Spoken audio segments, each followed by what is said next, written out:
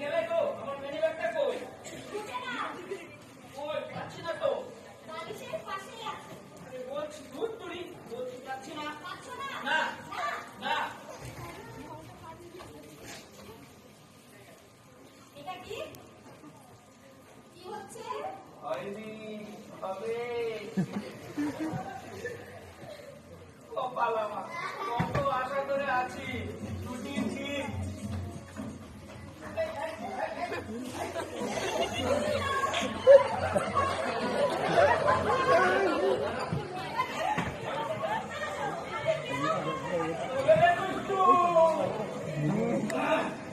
বিরক্ত করলাম না তো?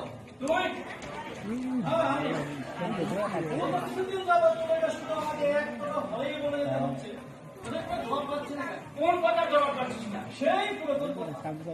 জানিস, তোর বউকে দেখলে আমার বড্ড হিংসা। অথচ একজন মুখ পুরা হনুমানকে নিয়ে এখন আমার কথা তোর মুখে আপনি বানাবি দেখছিস না গাড়ি কথাটা স্মরণ রাখতে চেষ্টা করিস। স্মরণ রাখির জন্যই তো তোদের সবাইকে স্মরণ রাখিস।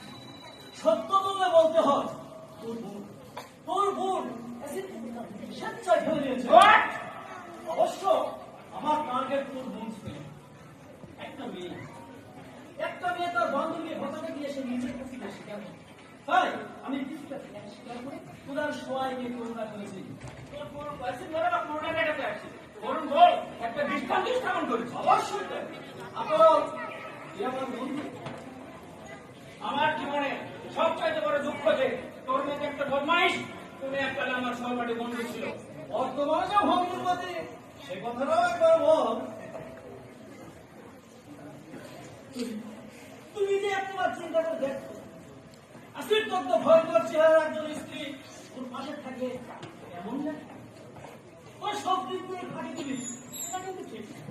তুই এই মুহূর্তে এই বাড়ি ছেড়ে চলে গেলে আমি খুশি হবে বললাম। তাহলে কি সব সমস্যার সমাধান হবে? কেন বসতে চেষ্টা করছিস? আসিফ দগ্ধ ভয়ঙ্কর চেহারে তোর বোন এখন আমার ঘরে। আমার শ্বশুর বাবা আপনি তো বুঝিয়ে বল না, সে নিশ্চয়ই বুঝবে। কারণ অন্যটা তোর শ্বশুরের পক্ষ হয়ে আমি তোকে স্পষ্ট করে জানিয়ে দিচ্ছি, তুই আর কিছুই পাবি না।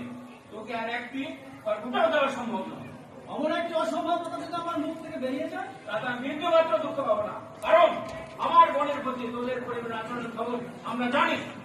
আদৌ যখন জানিস তাহলে দেখছিস না কেন? তোর বোনের প্রাণে আর কতই সইবে? সেও যে একজন মানুষ, রক্ত মাংস হাড় হাড্ডি দিয়ে তার শরীরে যে গড়া, সেই কথাটা তোদের মতো বসে থেকে বিশ্বাস করতে চায় না। সেটাই তো আমাদের দুঃখ। তাহলে খাওয়া না দুঃখ বাড়ি না। গোলাম তুই এই মুহূর্তে বাড়ি ছেড়ে চলে যা।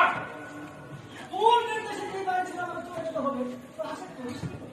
আরে বর্তমানে শ্বশুর এই বাড়িতে আর আমার শ্বশুর রাষ্ট্রে তোর শ্বশুর আমার পিতা আমার বাবা। বল সারা কি মুহূর্তে বাড়ি ছেড়ে যাবি কিনা? বল বল তুই মুহূর্তে বাড়ি ছেড়ে যাবি কিনা? বল তুই মুহূর্তে বাড়ি ছেড়ে যাবি কিনা? বল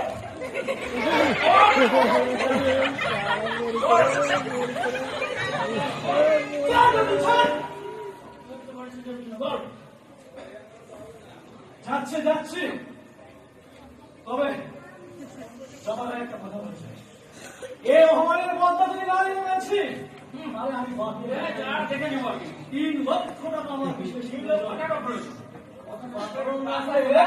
আমার নয়। হ্যাঁ শ্বশুরের লাশ আছে, তোদের মঙ্গল হবে, সাইডে পাওয়া যায় মঙ্গল হবে। চলে রাজা অনেক দেখছি শ্বশুরের টাকা চাইলে পাওয়া যায় না, বেয়াদব কথা।